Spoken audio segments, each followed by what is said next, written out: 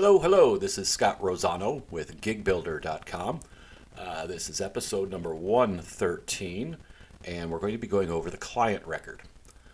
Gigbuilder, you can get to the client record. We'll go back to the desktop. There's a number of ways of doing that, but the easiest ways of doing that is simply go to Resources, since a client is a resource, and clicking on Clients. By doing so, you'll bring this menu back up. And we don't have anything yet right now. And you will start getting used to these grids because these grids are used a lot within Gigbuilder. But to start with, we're just going to create a client. Now, the normal way you create a client in Gigbuilder is when you're creating an event. You can create the client within the event. This just gives you an alternate way of being able to do it and to get here to make additional changes that aren't necessarily seen when you're doing a quick create, which you will see when we get to creating events. So here we're just going to click on New. And New will bring up a brand new client record, and we're going to go over the basics. And so a lot of that, the client name and address, is pretty much basics. Your salutation, we're just going to do one for Mr. Eric Anderson. Try that, 123 Elm. Sure, North Carolina, since that's where I live here right now. We'll set that, and we'll set the zip code. Username is for future use, and this is what will happen when your clients are starting to log in. The password, which it comes up with a default something, which you can change to anything you want, just to make it easy for me when we go into this in the future. I'm just going to call it password. Access system default, go ahead and leave that alone as well. That is an advanced feature that you'll get into. Just realize that it's going to work just fine set this way.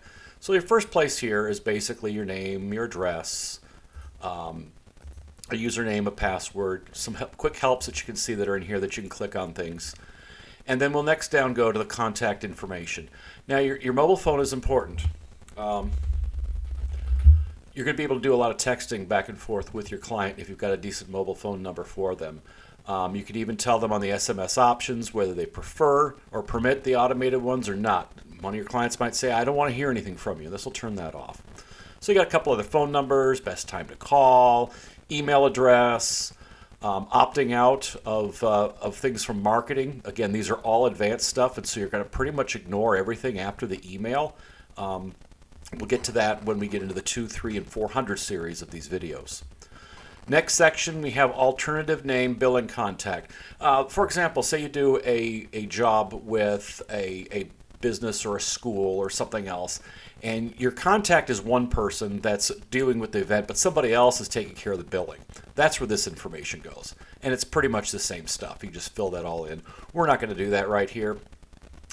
Next section down is private event address.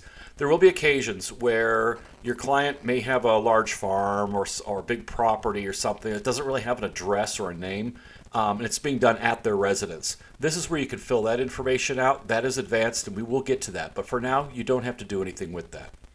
Scrolling down, some information about the employer. Again, if you're doing corporate work, it's always nice to get a little more information. This is what our other DJs have said they really need. Then there's some miscellaneous information that we can send greeting cards and things on. These are all going to be advanced. But if you have their birth date, their anniversary, a honeymoon location, and some of these IDs here, we do different things with it within Gigbuilder. This is all optional and again doesn't need to be added. Once you've created your client, you'll be able to upload an image, or the client will be able to do so. A lot of times what we suggest is that you ask your bride or whoever is going in there to upload their photo, their engagement photo. And it's kind of nice so that they can see you and you can see them, so you know who to look for when you're going for a meeting. So those happen once you're able to edit it. We have a section, as we have everywhere else, on client notes. This is a little word processor built in. And then it will also show any events list. Since this is a new client, there isn't. So we've filled out the information. We've done all the basics. It's required to work within Gigbuilder. We're going to go ahead and hit save. Gigbuilder will go ahead and register the client, save it in the system. It'll appear here on the grid, and you're ready for the next video.